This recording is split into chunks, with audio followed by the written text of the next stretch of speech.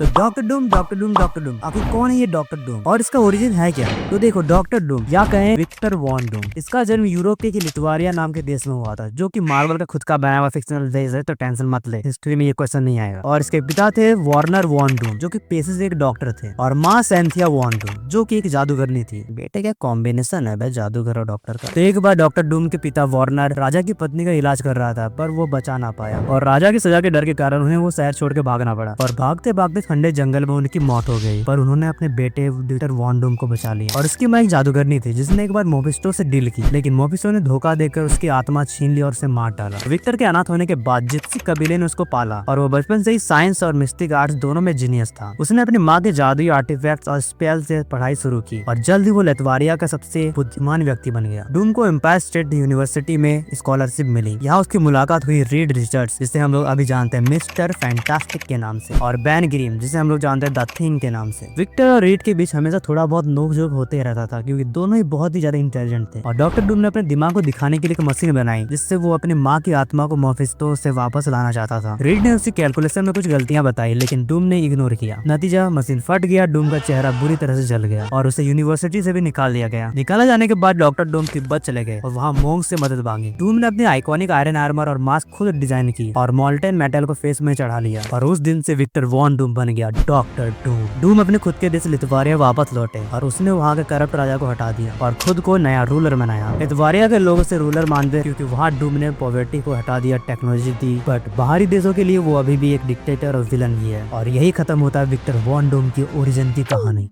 Next topic comment करना। अब ये वीडियो होता है यहाँ पर समाप्त।